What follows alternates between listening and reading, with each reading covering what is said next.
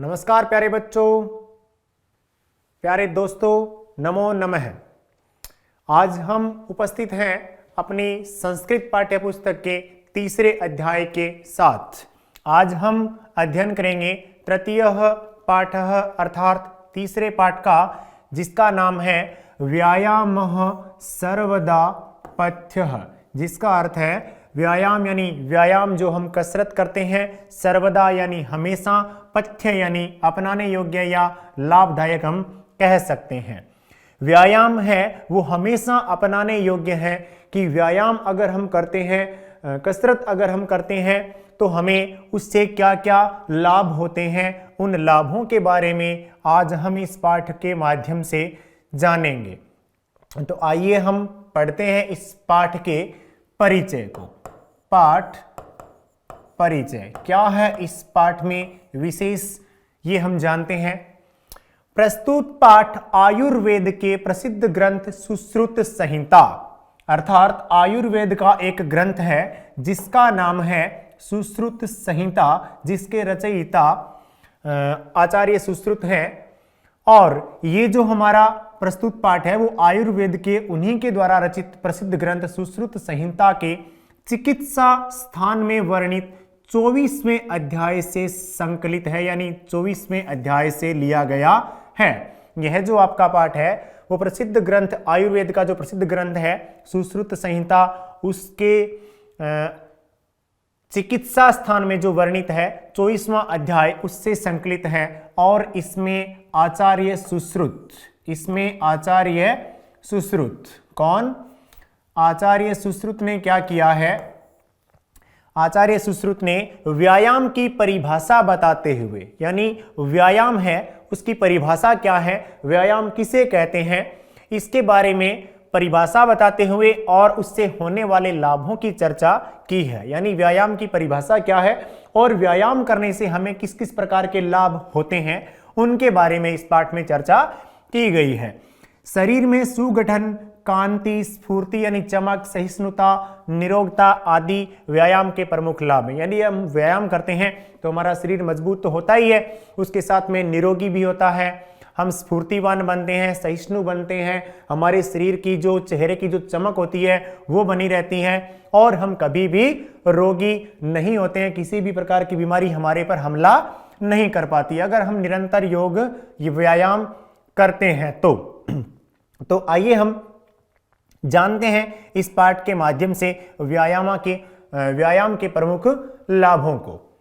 तो एक छोटा सा बच्चा जो कसरत कर रहा है, चित्र के माध्यम से देख सकते हैं आप। और पहला श्लोक, शरीरायास जननम कर्म व्यायाम संगीतम तत्कृत्वा तु सुखम देहम विमृदनीयात समन्ततः। क्या? शरीरायास जननम कर्म व्यायाम संगीतम तत्कृत्वा तु सुखम देहम विमृदनीयात समन्ततः। सरलार्थ कि शरीर के द्वारा श्रम की उत्पत्ति करना, यानी व्यायाम किसे कहते हैं? शरीर के द्वारा। शरीरायास जननम यानी शरीर के द्वारा श्रम की उत्पत्ति यानी कर्म करना। इस शरीर से हम कर्म करते हैं, कार्य करते हैं, मेहनत करते हैं, वही क्या कहलाता है? व्यायाम कहलाता है। कर्म व्यायाम संगीतम, यानी इस शरीर के द्वारा जो हम कर्म करते हैं, जो हम क्रिया करते हैं, वो ही क्या कहलाता है? व्यायाम कहलाता है। यानी शरीर से हम कसरत करते हैं, हम चलते हैं, फिरते हैं, दौड़ते हैं, खेलते हैं, ये सब एक व्यायाम के ही अंग हैं। यानी इस शरीर के द्वारा जो भी हम कसरत, मेहनत, कर्म करते हैं वो सारा का सारा क्या कहलाता है? व्यायाम ही कहलाता है। इसको करने में सुख मिलता है। जब हम खेलते हैं तो हमें सुख भी मिलता है, उसमें प्रसन्न भी होते हैं और दूसरी बात हमारा व्यायाम भी होता है। शरीर की सब ओर से मालिश होनी चाहिए, यानी विमृदनीयात समन्ततः है। यानी इस जो कसरत है इस प्रकार से, यानी इस कसरत को भी करें और हम शरीर की इस कसरत यानी व्यायाम से हम क्या करें? पूरी मालिश करें। यानी व्यायाम हम हमेशा करें, तभी हम हमेशा क्या रहेंगे? निरोगी रहेंगे और स्फूर्तिवान रहेंगे। तो शरीर के द्वारा श्रम की उत्पत्ति करना, कर्म करना ही क्या कहलाता है? व्यायाम कहलाता है। और इसको करने से सुख मिलता है और शरीर की हम क्या करें? सब प्रकार से मालिश करें, तो इससे हमारा शरीर क्या रहेगा? अच्छा और स्वस्थ रहेगा। पढ़ते हैं हम दूसरा श्लोक, शरीरोपचयः कांतिर्गात्राणां सुविभक्तता दीप्ताग्नित्वं नालस्यं स्थिरत्वं लाघवं मृजा। शरीरोपचयः कांतिर्गात्राणां सुविभक्तता दीप्ताग्नित्वं आलस्यम स्थिरत्वं लाघवम मृजा। क्या? शरीरोपचय कांतिर्गात्राणाम सुविभक्तता, शरीर की वृद्धि, यानी हमारे जो शरीर की वृद्धि है, जो हम शरीर की विकास है जो बढ़ता है, हम जैसे पहले छोटे होते हैं, छोटे से फिर बड़े होते हैं, हमारे शरीर में तो वृद्धि तो चलती रहती है। शरीर का सौंदर्य, शरीर की वृद्धि, हमारे शरीर की चमक और शरीर का सौंदर्य यानी गठीलापन, जठराग्नि तेज होना अर्थात पाचन शक्ति बढ़ना। जठराग्नि अगर तेज होती है तो हमारी पाचन शक्ति भी बढ़ती, हम खाएंगे, हमें भूख लगेगी तो वो हमारा पचेगा भी। आलस्य न आना, स्थिरता यानी स्थिर भाव हो, लाघव हल्कापन तथा स्वच्छता नियमित व्यायाम करने से हमें प्राप्त होते हैं। इस श्लोक के माध्यम से ये बताया गया है कि, इस श्लोक के माध्यम से क्या बताया है कि शरीर की वृद्धि, चमक, शरीर का सौंदर्य यानी शरीर की हमारी सुंदरता, जठराग्नि तेज होना यानी भूख हमें अच्छी लगना, और पाचन शक्ति भी हमारी बढ़ना, और हम कभी आलसी भी, हम कोई काम करते हैं तो कई बार हमें सोचता है कि पढ़ना है, फिर भाई कौन पढ़े, आलस आएगा, हम तो रात को नहीं पढ़ सकते, हमारे 4 घंटे से ज्यादा या 2 घंटे से ज्यादा बैठा ही नहीं जाता, होमवर्क नहीं कर सकते, तो इस काम को करने में हमें क्या आता है? आलस आता है। लेकिन हम निरंतर अगर व्यायाम करते हैं तो हमें आलस्य नहीं आता है। स्थिरता, लाघव, हल्कापन तथा स्वच्छता, ये सब यानी नियमित व्यायाम करने से प्राप्त होते हैं। हमारा शरीर स्वस्थ भी रहेगा और साफ भी रहेगा, और हम व्यायाम करने से सुंदर भी दिखेंगे। तो पढ़ते हैं हम तीसरे श्लोक को। श्रमक्ल पिपासोष्ण शीतादीनां सहिष्णुता आरोग्यम चापि परमं व्यायाम उपजायते। व्यायामात् उपजायते। श्रमक्ल पिपासोष्ण शीतादीनां सहिष्णुता आरोग्यम चापि परमं व्यायामात् उपजायते। क्या? श्रम यानी परिश्रम जनित थकान, परिश्रम जनित थकान यानी हमें जो थकान आती है, एक तो बैठे बैठे को आ गई, पड़े पड़े को थकान आ गई, पड़े पड़े भी थक जाते हैं, वैसे नहीं, हम क्या करें? परिश्रम करके जो थकान आती है, हम जो मेहनत की, हमने कार्य किया, उससे हमें जो थकान आई है। पिपासा यानी प्यास, गर्मी, सर्दी आदि को सहन कर सकना, और परम आरोग्य यानी स्वास्थ्य जो है हमें व्यायाम से ही मिलता है। अर्थात हम अगर परिश्रम करते हैं तो परिश्रम जनित थकान, पिपासा हमें प्यास अच्छी लगती है, हमें गर्मी अधिक नहीं लगती, हमें अगर गर्मी होती है तो हम गर्मी में उसको सहन कर सकते हैं। कई बार बहुत गर्मी होती है और लाइट भी, विद्युत भी नहीं होती है तो हम अपने आप को बचा नहीं पाते हैं, ऐसे मतलब कि बहुत ज़्यादा गर्मी लग रही है, हमारे से सहन नहीं होता है, और बहुत ज़्यादा सर्दी होती है तब भी हम उसको सहन नहीं कर पाते हैं। और ये अगर, और आरोग्य, हम निरोग भी नहीं रह पाते, हमारा स्वास्थ्य भी क्या होता है? खराब रहता है।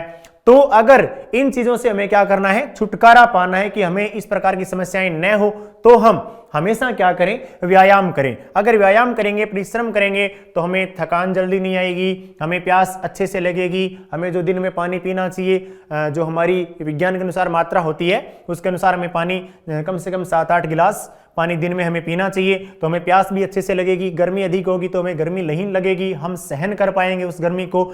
सर्दी अधिक होगी तो हम ज़्यादा ठिठुरेंगे नहीं, हम उस ठिठुरन को सहन कर पाएंगे, और हमारा स्वास्थ्य भी है वो क्या रहेगा? सम्यक रहेगा, ठीक रहेगा, समीचीन रहेगा, अगर हम निरंतर व्यायाम को करते हैं। तो आइए जानते हैं हम अग्रिम श्लोक को। न चास्ति सदृशं तेन किंचित स्थतौ स्थौल्यापकर्षणं न च व्यायामिनं मर्त्यन्यतरयो बलात्। न चास्ति सदृशं तेन किंचित स्थौल्यापकर्षणं न च व्यायामिनं मर्त्यन्यतरयो न चास्ति सदृशं तेन किंचित स्थौल्यापकर्षणं न च व्यायामिनं मर्त्यन्यतरयोः बलात्। कि इस व्यायाम के समान मोटापे को कम करने वाला कोई दूसरा उत्तम उपाय या साधन नहीं है। कई व्यक्ति आवश्यकता से ज्यादा बहुत मोटे हो जाते हैं, कई मेरी तरह पतले भी हो जाते हैं बहुत ज्यादा, तो बहुत जो मोटे हो जाते हैं उनका चलना फिरना भी क्या हो जाता है? मुश्किल हो जाता है। तो उन व्यक्तियों को क्या करना चाहिए कि अगर वो व्यक्ति व्यायाम करते हैं, हमेशा व्यायाम करते हैं, तो अपने उस मोटापे को वो क्या कर सकते हैं, कम कर सकते हैं। और व्यायाम के अलावा दूसरा कोई ऐसा साधन नहीं है जिससे वो अपने मोटापे को पूरा कम कर सके। व्यायाम करने वाले व्यक्ति को शत्रु बल से नहीं पछाड़ सकते। अगर कोई व्यक्ति हमेशा व्यायाम करता है तो उसका शरीर क्या रहता है, मजबूत रहता है, शक्तिशाली रहता है। तो उसके जो शत्रु होते हैं वो उसके साथ उसको नुकसान नहीं पहुंचा सकते, उसको पछाड़ नहीं सकते, यानी उसके साथ युद्ध किया जाए या उसके साथ लड़ा जाए तो वो उनसे हार नहीं सकता। अगर व्यक्ति क्या करता है, नियमित व्यायाम करता है। हमें लड़ने के लिए व्यायाम नहीं करना है कि हम अपने शत्रुओं को मारेंगे, ये करेंगे, वो करेंगे, उसके लिए व्यायाम नहीं है। हमें कोई नुकसान नहीं पहुंचाए, हमारा शरीर स्वस्थ रहे और हम निरोगी रहें, इसके लिए हमें प्रतिदिन क्या करने हैं, व्यायाम करने हैं। जानते हैं हम अग्रिम श्लोक को, क्या कहा है इस श्लोक में, न चैनम सहसा क्रम्य जरा समधि रोहति स्त्री भवती मांसम च व्यायाम भिरतरस्य च व्यायाम अभिरतस्य च न चैनम सहसा क्रम्य जरा समधि रोहति स्त्री भवती मांसम च व्यायाम अभिरतस्य च। क्या कहा, बुढ़ापा, जरा कहते हैं बुढ़ापे को, जरा कहते हैं बुढ़ापे को। बुढ़ापा भी इस व्यायामशील पर अचानक आक्रमण करके सवार नहीं होता है। कई व्यक्ति जल्दी बूढ़े हो जाते हैं, मतलब जल्दी बूढ़े का मतलब नहीं ना कि 20 साल का आदमी बूढ़े जैसा लगेगा या वो गेड़ी ले लेगा हाथ में वैसे चलेगा, ऐसा नहीं है। अगर व्यक्ति व्यायाम नहीं करता है तो वह जल्दी बूढ़ा नहीं होता, नहीं, बूढ़े के लक्षण उसमें नहीं आते, हाथ पैर उसके काम करने बंद कर देते हैं और वह चल नहीं पाता है, यानी बहुत ज्यादा क्या हो जाता है, कमजोर हो जाता है और बूढ़े जैसा प्रतीत होने लग जाता है। लेकिन अगर वो व्यक्ति क्या करता है, प्रतिदिन व्यायाम करता है, व्यायामशील है वो व्यक्ति, हमेशा व्यायाम करता है, तब उसके ऊपर बुढ़ापा है वो जल्दी सवार नहीं होता, यानी वह व्यक्ति जल्दी बूढ़ा नहीं होता और बूढ़ा होने पर भी बूढ़े जैसा लगता नहीं है। तल्लीनता से व्यायाम करने वाले का मांस भी स्थिर हो जाता है। अगर कोई तल्लीनता के साथ व्यायाम करता है, मन से व्यायाम करता है, तो उसकी चर्बी, जैसे अपने बोलते हैं चर्बी बढ़ जाती है तो मोटापा हो जाता है, वैसा भी वो व्यक्ति नहीं होता है। तो व्यायाम करने वाला व्यक्ति शीघ्र बूढ़ा भी नहीं होगा और उसकी चर्बी ज्यादा बढ़ेगी नहीं, यानी मोटा वो शीघ्र ज्यादा मोटा भी नहीं होगा, एकदम फिट रहेगा। तो बुढ़ापा भी इस व्यायामशील पर अचानक आक्रमण करके सवार नहीं होता, यानी व्यक्ति शीघ्र या जल्दी बूढ़ा नहीं होता है। तो तल्लीनता से अगर व्यायाम को कोई व्यक्ति करता है तो उसका मांस भी स्थिर हो जाता है। अगले श्लोक में, व्यायाम स्विन गात्रस्य पदभ्याम उद्वर्तितस्य च व्याधयो नोपसर्पन्ति वेन तेयामि वोरगाः वयो रूप गुणैर्हीनमपि कुर्यात् सुदर्शनम। क्या कहा कि व्यायाम स्विन गात्रस्य पदभ्याम उद्वर्तितस्य, क्या कहा, व्यायाम स्विन गात्रस्य पदभ्याम उद्वर्तितस्य च व्याधयो नोपसर्पन्ति वेन तेयामि वोरगा वयो रूप गुणैर्हीनमपि कुर्यात् सुदर्शनम। कि व्यायाम के कारण पसीने से लथपथ शरीर वाले तथा दोनों पैर उठाकर व्यायाम करने वाले के पास रोग उसी तरह नहीं आते जैसे गरुड़ के पास सांप। व्यायाम आयु, रूप आदि गुणों से रहित को भी सुंदर बना देता है। कैसे कि व्यायाम स्विन गात्र से, यानी अगर स्विन कहते हैं पसीने को, स्विन कहते हैं पसीने को, कि अगर हम व्यायाम करते हैं और व्यायाम करके हमारे शरीर का हम क्या निकालते हैं, प्रतिदिन पसीना निकालते हैं, व्यायाम करके कसरत करके हम पसीना निकालते हैं शरीर का, और दोनों पैरों को उठाकर अगर हम व्यायाम करते हैं यानी कूद करके कसरतें करते हैं, तब उसके पास कोई भी प्रकार का रोग नहीं आता है। क्यों? जैसे गरुड़ के पास सांप, यानी जो गरुड़ है वो सर्पों के देव कहलाते हैं और सांपों को वो अपनी चोंच से काट देते हैं। तो सांप है वो चलकर गरुड़ के पास कभी नहीं जाता, क्योंकि उसको पता है अगर सांप गरुड़ के पास जाता है तो गरुड़ उसको काट देगा, उसको मार देगा। उसी प्रकार अगर कोई व्यक्ति व्यायाम करता है, व्यायाम करके अपने शरीर को पसीने से लथपथ कर लेता है और दोनों पैरों को उठाकर व्यायाम करता है, तो उसके पास क्या नहीं आते, रोग नहीं आते हैं, जैसे गरुड़ के पास सांप नहीं जाता है। और व्यायाम करने वाले व्यक्ति की आयु बढ़ती है, आयु रूप आदि गुणों से रहित को भी सुंदर बना देता है, यानी वो अगर बुढ़ा भी हो जाता है तो भी वो सुंदर दिखता है, यानी आपकी सुंदरता कभी खत्म नहीं होती अगर आप नियमित रूप से क्या करते हैं, व्यायाम करते हैं। तो व्यायाम के कारण पसीने से लथपथ शरीर वाले तथा दोनों पैर उठाकर व्यायाम करने वाले के पास रोग उसी तरह नहीं आते जैसे गरुड़ के पास सांप। व्यायाम आयु रूप आदि गुणों से रहित को भी क्या बना देता है, सुंदर बना देता है, अच्छा बना देता है। व्यायामं कुर्वतो नित्यं विरुद्धमपि भोजनम विदग्धम वा निर्दोषम परिपच्यते। क्या कहा कि नित्य व्यायाम करने वाले को प्रतिकूल, पक्का या कच्चा सब तरह का भोजन आसानी से पच जाता है। यानी अगर हम नियमित रूप से व्यायाम करते हैं तो कई बार हम खाना खाते हैं तो हो सकता है उसमें सब्जी हमें कच्ची मिल जाए या पूरी पकी हुई नहीं हो और वो हमने खा ली, या चावल हैं वो कच्चे या पक्के हैं, हो सकते हैं कि कभी हमें पूरे पके हुए नहीं मिले, रोटी भी हो सकता है थोड़ी कच्ची रह जाए। अगर हम ऐसे भोजन को खा लेते हैं तो अगर हम व्यायाम नहीं करते हैं तो हमारे पेट में जाने के बाद में ये हमारी समस्या उत्पन्न करते हैं। परंतु अगर हम नियमित क्या करते हैं, व्यायाम करते हैं, नित्य व्यायाम करते हैं, तो अगर हम प्रतिकूल विपरीत स्थिति में अगर हम कच्चा या पक्का कुछ खा लेते हैं तो भी हमारे शरीर में वो भोजन है वो क्या हो जाता है, आसानी से पच जाता है। यानी नित्य व्यायाम करने से हमारी पाचन शक्ति बढ़ जाती है और वो भोजन जो हमने कच्चा पक्का खाया है वो हमारे क्या हो सकता है, पच जाता है।